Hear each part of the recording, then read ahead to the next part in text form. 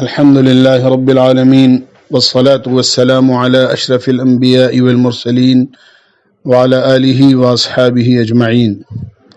أما بعد فأعوذ بالله من الشيطان الرجيم. بسم الله الرحمن الرحيم. يا أيها الذين آمنوا كتب عليكم الصيام كما كتب على الذين من قبلكم لعلكم تتقون. وقال الله سبحانه وتعالى فمن شهد منكم الشهر فليصم. صدق اللہ العظیم. میرے بھائیوں، دوستوں، عزیزوں اور بزرگوں، گزشتہ کل میں نے رمضان المبارک کی فضیلت کے سلسلے میں کچھ ضروری باتیں عرض کی تھیں. چونکہ رمضان المبارک شروع ہو گیا ہے، رمضان المبارک کی دو اہم عبادتیں ہیں جو خصوصیت کے ساتھ رمضان المبارک میں ہمیں ادا کرنی ہوتی ہیں. ایک دن کا روزہ ہے اور ایک رات کی تراویح ہے. مجھے آج رمضان المبارک کے روزوں کے سلسلے میں چند ضروری باتیں عرض کرنی ہیں تاکہ ہم لوگ اس کا دھیان رکھیں اور ہمارے فرض روزے میں کسی قسم کی کمی نہ آئے. روزوں کی چند قسمیں ہیں. ایک فرض روزہ ہوتا ہے جیسے رمضان المبارک کا روزہ ہے. اسی طرح ایک روزہ واجب ہوتا ہے کہ آدمی نے کسی روزے کی منت مانی کہ مجھے میرا فلاں کام ہو گیا تو مجھے اتنے روزے رکھنے ہیں، 2 روزے، 3 روزے، 10 روزے. اگر وہ کام پورا ہو جاتا ہے تو اپنے اس منت کو اور اپنی اس نظر کو پورا کرنا اس کے لیے ضروری اور واجب ہے، اور یہ روزے اس کے ذمہ واجب ہیں. اسی طرح ایک روزہ ہوتا ہے نفلی روزے کے لیے آدمی کو اختیار ہے، جب چاہے رکھے، اور رکھے گا تو بڑا اجر بھی ہے اور نہیں رکھے گا تو کسی قسم کا گناہ نہیں ہے. البتہ پورے سال کے اندر چند ایام ایسے ہیں جس میں روزہ رکھنے کی ممانعت ہے. ایک عید الفطر کا، کیونکہ وہ اللہ کی مہمانی کا دن ہے، اور 4 دن بقرعید کے، 10 ذی الحجہ سے لے کے 13 ذی الحجہ تک. اس کے علاوہ رمضان المبارک کے مہینے کے علاوہ پورے سال میں نفلی روزہ ہم کبھی بھی رکھ سکتے ہیں. آج مجھے چونکہ رمضان المبارک چل رہا ہے، اس لیے رمضان المبارک کے فرض روزوں کے سلسلے میں ضروری باتیں عرض کرنی ہیں. پہلی بات تو یہ ہے کہ اللہ تعالیٰ نے رمضان المبارک کے روزے کو فرض فرمایا ہے، اور اس طرح اللہ تعالیٰ نے فرمایا ہے کہ تم گھبرانا مت. اگر تم روزے کے اندر بھوکے رہتے ہو، پیاسے رہتے ہو، تو یہ عبادت تم سے پہلے لوگوں پر بھی فرض کی گئی تھی، اور تم سے پہلے لوگ بھی اس کو ادا کیا کرتے تھے. لہذا تم گھبرانا مت، تم اس کو خوش دلی کے ساتھ ادا کرنا. کیونکہ حدیث پاک کے اندر آتا ہے، ایک حدیث قدسی میں ہے کہ روزہ میرے لیے ہیں اور روزے کا بدلہ میں خود دوں گا. اور جب حق تعالی شانہ کسی چیز کو خود عطا فرمائیں تو وہ مالک الملک ہیں. ساری دنیا اور آخرت کے خزانے ان کے قبضے قدرت میں ہیں. ایک بندہ جب کچھ کسی کو دیتا ہے تو وہ اپنی حیثیت کے مطابق دیتا ہے، اور مالک الملک جب کچھ دے گا تو وہ اپنی شان کے مطابق دے گا. ایک بادشاہ سے ایک آدمی نے 1 روپیے کا سوال کیا. بادشاہ نے اس کو ایک تھیلی دے دی جس میں 1000 اشرفیاں تھیں. لوگوں کو بڑا تعجب ہوا کہ اس غریب نے، اس فقیر نے 1 روپیہ مانگا، آپ نے اس کو 1000 اشرفیاں دے دی. جب لوگوں نے یہ اعتراض کیا تو بادشاہ نے کہا کہ اس نے اپنی ضرورت اور حیثیت کے مطابق مجھ سے مانگا، لیکن میں نے جو اس کو دیا ہے وہ اپنی شان کے مطابق اور میں نے اپنی حیثیت کے مطابق دیا ہے. اللہ کی شان تو بہت بڑی ہے. جب اللہ اپنے خزانے سے کچھ دینا چاہیں گے تو اس کی نہ کوئی حد ہے اور نہ کوئی اس کا حساب ہے. بہرحال رمضان المبارک کا روزہ بڑا قیمتی ہے. حدیث پاک میں آتا ہے اگر کوئی مسلمان رمضان المبارک کا 1 روزہ بھی جان بوجھ کر چھوڑ دیتا ہے تو اگر ساری زندگی بھی روزہ رکھ کر اس کی تلافی کرنا چاہے تو اس کے اجر و ثواب اور فضیلت کے اعتبار سے اس کی تلافی ہرگز نہیں ہو سکتی۔ اس لیے ہمیں رمضان المبارک کے فرض روزوں کا اہتمام کرنا ہے، چونکہ یہ رمضان المبارک کا مہینہ بڑا قیمتی ہے۔ جب آدمی روزہ رکھتا ہے، روزے دار کی اللہ کے ہاں اتنی قیمت ہے اور اس کی محبوبیت اللہ کی مخلوق کے دلوں میں اتنی ہے کہ آقا مدنی سرکار دو عالم صلی اللہ علیہ وسلم نے ارشاد فرمایا ہے کہ روزے دار کے لیے بلوں میں چوٹیاں، ہواؤں میں اور فضاؤں میں پرندے اور دریا میں مچھلیاں تک دعا کرتی ہیں۔ اس لیے ہمیں روزے کا پورا اہتمام کرنا ہے۔ فرشتوں کی دعائیں ہمارے ساتھ ہیں، فرشتوں کی دعائیں ہمارے ساتھ ہیں، اللہ کی مخلوق کی دعائیں ہمارے ساتھ ہیں۔ اس لیے ہمیں روزوں کا بھرپور اہتمام کرنا ہے کہ کوئی روزہ ہم سے نہ چھوٹ جائے۔ روزہ نام ہے صبح صادق سے لے کر غروب آفتاب تک اپنے آپ کو کھانے پینے اور نفسانی خواہشات سے روکنے کا۔ صبح صادق سے روزہ شروع ہوتا ہے، یہ اس کی ابتدا ہے، اور غروب آفتاب تک جا کر روزہ ہمارا پورا ہو جاتا ہے۔ اگرچہ ہم اگر کھانے سے پینے سے اپنی نفسانی خواہشات سے رکے ہوئے ہیں تو ہماری فرضیت ادا ہو جائے گی، لیکن حقیقت میں ہمیں یہ سوچنا چاہیے کہ روزہ یہ ایک ایسی عبادت ہے کہ خالی کھانے پینے کا نہیں بلکہ ہماری ہر چیز کا روزہ ہے۔ ہم اگر روزے دار ہوں تو ہمارے کان بھی روزے دار ہوں کہ وہ غلط نہ سنیں، اللہ کی نافرمانی سے کی چیزوں سے وہ بچیں۔ ہماری زبان بھی روزے دار ہو، ہمارے پاؤں بھی روزے دار ہوں، ہمارا دل دماغ بھی روزے دار ہو کہ ان سب چیز کا روزہ ہے۔ ہم غور کریں کہ کھانا پینا جو ہمارے لیے بالکل جائز اور حلال ہے، اللہ تعالیٰ نے رمضان المبارک کے اندر روزے کے اندر جب اس چیز سے روک دیا ہے، اور کھانا پینا جو جائز ہے وہ تک منع ہے، تو جو چیزیں پہلے سے ناجائز ہیں، غلط دیکھنا، غلط سننا، غلط بولنا، جھوٹ بولنا، کسی کی غیبت کرنا، کسی پر تہمت لگانا، کسی سے لڑائی جھگڑا کرنا، بد گوئی کرنا، یہ سب چیزیں پہلے سے ہی ناجائز ہیں، تو روزے کے اندر کیسے یہ چیزیں حلال ہو سکتی ہیں؟ اس لیے جہاں ہمیں کھانے پینے سے رکنا ہے وہاں روزے کے اندر اس قسم کی تمام برائیوں سے اور تمام قسم کی لغویات سے رکنا ہے، تاکہ ہم روزے کے پورے فوائد حاصل کر سکیں۔ روزے کے اندر ہمیں یہ بات یاد رکھنا چاہیے کہ سحری کھانا سنت ہے اور فضیلت کی چیز ہے۔ اللہ کے نبی علیہ الصلوۃ والسلام جس وقت میں سحری کے لیے کسی کو بلایا کرتے تھے تو یہ کہہ کر فرمایا کرتے تھے، آ جاؤ برکت کے کھانے میں شریک ہو جاؤ۔ تو یہ برکت کی چیز ہے، سحری کھانا چاہیے، اللہ تعالیٰ نے اس میں برکت رکھی ہے۔ سحری کے بعد ہم نیت کر لیں، اور نیت اس طرح کریں کہ اللہ میں آج کا روزہ رکھنا چاہتا ہوں، یا میرا آج کا روزہ ہے، نویت بصوم غد من شہر رمضان، میں نے کل کے روزے کی نیت کی ہے رمضان کے مہینے کی۔ اس طرح ہم اپنے روزے کی نیت کر سکتے ہیں۔ نیت کر لیں گے، صبح صادق ہو جائے گی، ہمارا روزہ شروع ہو جائے گا۔ روزے کے اندر چند چیزیں ایسی ہیں کہ اگر آدمی ان کو کرتا رہے تو کسی قسم کا روزے میں فرق نہیں آتا۔ مثلا اگر روزے کے اندر آدمی سرما لگانا چاہے تو سرما لگا لے، کوئی حرج نہیں آنکھوں میں۔ اپنے پورے بدن میں کسی وجہ سے تیل لگانا چاہے، مالش کرنا چاہے، سر میں تیل لگانا چاہے، داڑھی میں تیل لگانا چاہے، مستورات اپنے بالوں میں تیل لگانا چاہیں، کنگھی کرنا چاہیں، کوئی حرج نہیں ہے۔ اسی طرح گرمی کے موسم میں ٹھنڈک حاصل کرنے کے لیے، یا ویسے آدمی کا دل چاہ رہا ہے تو آدمی غسل کرنا چاہے تو غسل کر لے، کوئی حرج نہیں۔ مسواک کرنے میں کسی قسم کی کوئی حرج نہیں ہے، مسواک کرے آدمی۔ اسی طرح خوشبو لگائے اپنے بدن پر یا کپڑوں پر، روزوں میں کسی قسم کا کوئی فرق نہیں آتا۔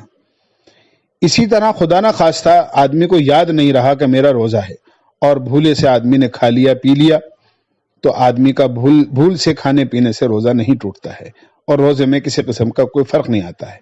ایسے ہی ایک آدمی ہے، اس کو تھوک آتا ہے زیادہ، اور وہ اپنے تھوک کو نگل لیتا ہے، حلق سے نیچے اتار لیتا ہے، تو اس کے روزے میں کسی قسم کا کوئی فرق نہیں آئے گا۔ آنکھ میں اگر کوئی تکلیف ہے، آنکھ میں اگر آدمی دوا ڈالنا چاہے اپنے روزے کے اندر، تو آدمی روزے کے اندر آنکھ میں دوا ڈال لے۔ آنکھ میں دوا ڈالنے سے کسی قسم کا روزے میں کوئی فرق آدمی کو نہیں آتا۔ ہاں البتہ کچھ چیزیں ایسی ہیں کہ اگر آدمی روزے کے اندر ان کو کر لے تو روزے میں قضا تو واجب ہوگی، روزہ تو ٹوٹ جائے گا، لیکن کفارہ واجب نہیں ہوگا۔ مثلا زبردستی کسی آدمی نے کوئی چیز حلق میں ڈال دی اور آدمی اس کو حلق میں نگل گیا اور وہ چیز اتر گئی، تو روزہ تو اس کا ٹوٹ جائے گا۔ البتہ یہ ہے کہ صرف قضا واجب ہوگی اور کفارہ واجب نہیں ہوگا۔ اسی طرح آدمی کے دانتوں میں کوئی چیز اٹکی رہ گئی تھی اور آدمی نے اس کو کسی چیز سے منہ سے باہر نکالا اور باہر نکالنے کے بعد واپس سے اس کو کھا لیا، تو روزہ ٹوٹ جائے گا، لیکن قضا واجب ہوگی اور کفارہ واجب نہیں ہوگا۔ اسی طرح دانتوں کے اندر سے خون نکلا اور نکلنے کے بعد اتنا نکلا کہ وہ تھوک پر غالب آ گیا اور اس کا مزہ حلق نے محسوس کر لیا اور وہ حلق میں چلا گیا، تو آدمی کا روزہ تو ٹوٹ جائے گا، لیکن قضا واجب ہوگی، کفارہ واجب نہیں ہوگا۔ اسی طرح رمضان المبارک کے علاوہ کوئی آدمی نے کوئی نفلی روزہ رکھا یا کوئی واجب روزہ رکھا اور اس کو رکھنے کے بعد توڑ دیا، کوئی چیز جان بوجھ کر کھا لی، تو وہ روزہ ٹوٹ جائے گا، لیکن قضا واجب ہے، اس کا کوئی کفارہ واجب نہیں ہے۔ کچھ چیزیں ایسی ہیں جن میں کفارہ اور قضا دونوں چیزیں واجب ہوتی ہیں۔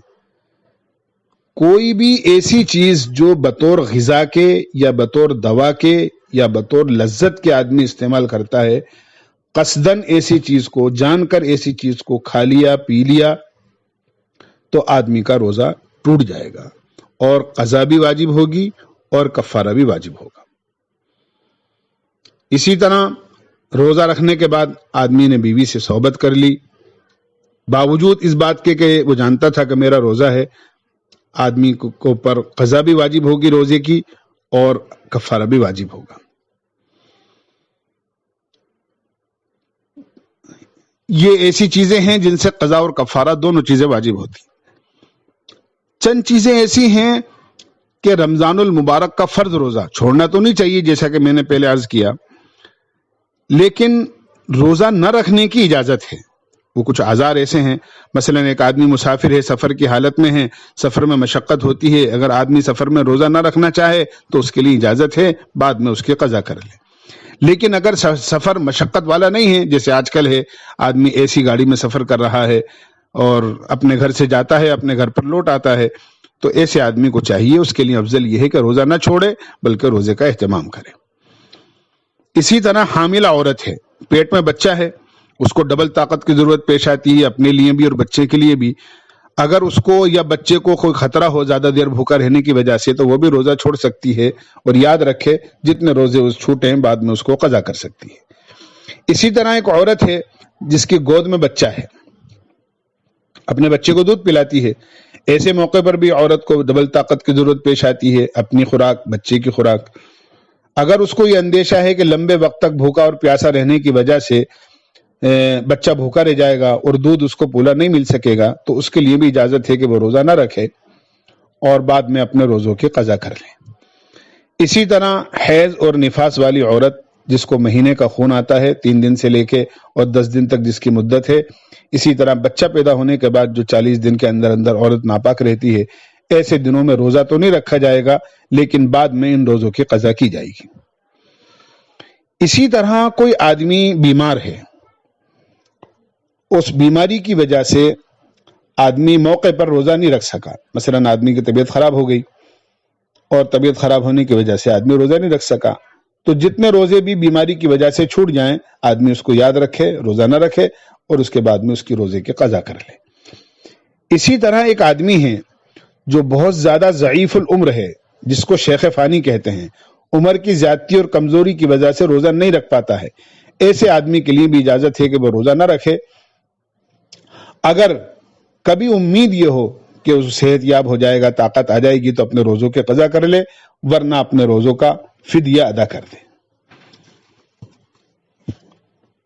روزے کا فدیہ صرف ایسا بیمار جس کو کبھی اپنی صحت یابی کی امید نہ ہو کہ بھئی اب تو اسی بیماری میں انتقال ہونا ہے اور موت آنی ہے، یہ زندگی کے ساتھ رہے گی اور موت اسی کے اندر آ جائے گی، اسی طرح ایسا ضعیف العمر آدمی جس کو امید نہ ہو کہ اب طاقت آ سکتی ہے، بہت زیادہ 80 سال کا 70 سال کا یا اس سے زیادہ کا کوئی آدمی اتنا کمزور ہے کہ اس میں روزہ رکھنے کی طاقت نہیں ہے، ایسا آدمی بھی روزہ نہ رکھ کر اپنے روزے کا فدیہ ادا کرے۔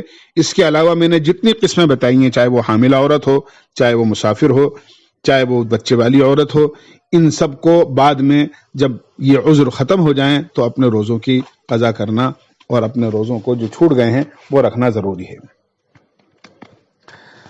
چند چیزیں ایسی ہیں جن کا روزے کے سلسلے میں دھیان رکھنا ضروری ہے۔ مثلا روزے کی حالت میں اگر انجیکشن لگوا لیا تو اس سے روزہ فاسد نہیں ہوتا۔ اسی طرح ڈرپ چڑھوا لی، گلوکوز چڑھوا لیا، اس سے بھی روزہ نہیں ٹوٹتا ہے۔ اسی طرح کسی قسم کا کوئی ٹیکہ لگوا لیا تو اس ٹیکہ لگنے سے بھی روزہ نہیں ٹوٹتا ہے۔ ان سب کا تعلق آدمی کے رگوں سے ہے، براہ راست آدمی کے معدے اور پیٹ سے نہیں ہے۔ اسی طرح روزے کی حالت کے اندر اگر کسی آدمی کو ایمرجنسی کے اندر خون ٹیسٹ کرانے کی ضرورت پیش آ گئی، کوئی سیمپل دینے کی ضرورت پیش آ گئی، کوئی خون ٹیسٹ کرانے کی ضرورت پیش آ گئی، کوئی شوگر کے لیے آدمی نے اپنا خون دیا، یا کسی آدمی کو خون کی ضرورت ہے اور خون دینے کی ضرورت پیش آ گئی، تو ایسا آدمی بھی روزے کے اندر خون دے سکتا ہے اور اپنا خون ٹیسٹ کرا سکتا ہے، اس کے روزے میں کسی قسم کا کوئی فرق نہیں آئے گا۔ اسی طرح میں نے عرض کیا کہ آنکھ میں دوا ڈالنے سے تو روزہ نہیں ٹوٹتا ہے، البتہ جو ہے یعنی کان میں دوا نہیں ڈال سکتے، اسی طرح ناک میں کسی قسم کی دوا نہیں ڈال سکتے۔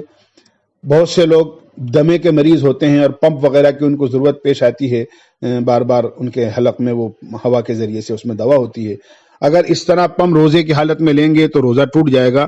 نہ ناک میں کوئی دوا ڈال سکتے، نہ کان میں کوئی دوا ڈال سکتے، نہ حلق میں کوئی پمپ لے سکتے ہیں، ان سب چیزوں سے روزہ ٹوٹ جاتا ہے۔ ہاں البتہ آنکھ میں سرما بھی لگا سکتے ہیں اور دوا بھی ڈال سکتے ہیں، اس میں کسی قسم کا کوئی حرج والی بات نہیں ہے۔ عورت اپنے روزے کی حالت کے اندر بچے کو دودھ پلا سکتی ہے، اس کے روزے میں کسی قسم کی کوئی فرق نہیں آئے گا۔ روزے میں نکسیر پھوٹ گئی اور اس کا اثر چاہے تھوک میں محسوس ہو گیا، آدمی چت لیٹ گیا بغیر تکیے کے، تو روزے میں نکسیر نکلنے سے کوئی فرق نہیں آتا۔ اسی طرح سوتے کے اندر اگر آدمی کو بدخوابی ہو جائے، نائٹ فیل ہو جائے یعنی احتلام ہو جائے، تو اس سے بھی آدمی کے روزے میں کسی قسم کا کوئی فرق نہیں آتا اور آدمی کا روزہ نہیں ٹوٹتا۔ البتہ جب بھی آدمی کو نہانے کی حادث ہو جائے، زیادہ آدمی دیر نہ کرے، جلدی سے غسل کر لے اور پاک ہو جائے۔ اگر آدمی ایسی حالت کے اندر رات کو آدمی سویا اور صبح اس نے دیکھا کہ مجھے احتلام ہو گیا ہے، یا آدمی نے اپنی ضرورت بیوی کے ساتھ پوری کی ہے اور ایسی وقت میں آنکھ کھلی ہے کہ اگر غسل کے اندر مشغول ہوئے تو سحری نہیں کر سکیں گے، تو ایسے لوگوں کے لیے یہ اجازت ہے کہ وہ اپنا ہاتھ وغیرہ دھو کے کلی وغیرہ کر کے اور پہلے سحری کر لیں اور اس کے بعد کے اندر پھر جلدی سے غسل کر لیں۔ سحری کرنے کے بعد میں چاہے وہ روزہ شروع ہو چکا ہو، بعد میں چاہے غسل کر لیں گے، ان کا غسل بھی ہو جائے گا، روزہ بھی ہو جائے گا، سحری بھی ہو جائے گی، کسی قسم کا کوئی حرج نہیں ہے اور روزے میں کسی قسم کا کوئی فرق نہیں آئے گا۔ ایک بات اور یاد رکھنا چاہیے کہ اگر کسی آدمی نے دیر سے آنکھ کھلی یا گھڑی اس کی آگے پیچھے ہو گئی، سحری کا وقت ختم ہو چکا تھا، صبح صادق ہو گئی تھی اور آدمی نے بھول سے سحری کر لی یہ سوچ کر کہ ہاں ابھی تو وقت باقی ہوگا، لیکن وقت ختم ہو چکا تھا، بعد میں پتہ چلا کہ صبح صادق کے بعد سحری کی گئی ہے، تو یاد رکھیے گا اس کا روزہ نہیں مانا جائے گا، بعد میں اس کو اپنے روزے کی عید کے بعد قضا کرنی ہوگی۔ اسی طرح کسی آدمی نے وقت غلط سمجھا یا کوئی اذان کہیں بھولے سے جلدی ہو گئی، یا آدمی کو مغالطہ ہو گیا اور ٹائم اس نے گھڑی کی غلط ہو جانے کی وجہ سے سمجھا کہ سورج غروب ہو گیا، افطار کا وقت ہو گیا اور آدمی نے وقت سے پہلے افطار کر لیا، حالانکہ پتہ چلا کہ ابھی افطار کا وقت نہیں ہوا تھا، ایسے آدمی کا روزہ بھی نہیں ہوگا، اس کو اپنے روزے کی بعد میں قضا کرنی ہوگی۔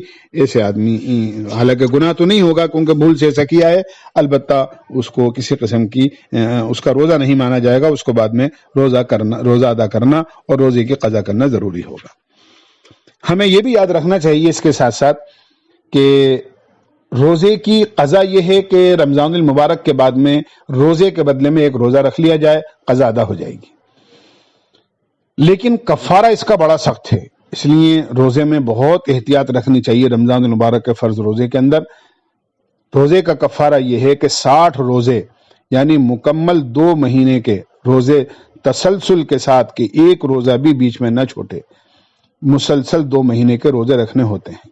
اگر عورت کفارے کا روزہ رکھ رہی ہے تو اس کے لیے صرف اتنی اجازت ہے، اگر درمیان میں اس کو ناپاکی آ گئی ہے، مہینہ آ گیا ہے، تو جتنے دن بھی اس کی ناپاکی کے ہیں وہ دن اپنے ناپاکی کے دنوں میں روزہ نہیں رکھے گی، ناپاکی جس دن ختم ہو اس سے اگلے دن سے وہ روزہ رکھنا شروع کر دے۔ اگر درمیان میں ایک روزہ بھی اس نے جان بوجھ کر یا مرد نے چھوڑ دیا تو اثر نو اس کو دوبارہ روزے رکھنے ہوں گے۔ روزے کا فدیہ جو ہے وہ ایک صدقہ فطر کے برابر ہے، یعنی 1.25 سیر گیہوں، یعنی تقریباً 1 کلو 600 گرام کے آس پاس گیہوں بنتے ہیں، یہ ایک روزے کا فدیہ ہے۔ ہمیں یہ روزے سے متعلق جو اس وقت میرے ذہن میں ضروری باتیں آئیں وہ میں نے عرض کر دی ہیں۔ لوگ مسائل پوچھتے رہتے ہیں، بر وقت کسی کو کوئی مسئلہ پیش آئے تو پوچھنے پر انشاءاللہ اس کو بتایا جا سکتا ہے۔ البتہ یہ ضروری باتیں ہیں جو روزے سے متعلق ہر مسلمان کے ذہن میں ہونی چاہیے۔ اللہ تعالی ہمیں عمل کی توفیق نصیب فرمائے۔ وآخر دعوانا الحمد للہ رب العالمین۔ سبحان اللہ وبحمدہ، سبحانک اللہم وبحمدک، ونشہد ان لا الہ الا انت، نستغفرک ونتوب الیک۔ صلی اللہ تعالی علی خیر خلقہ محمد وآلہ وصحبہ اجمعین برحمتک یا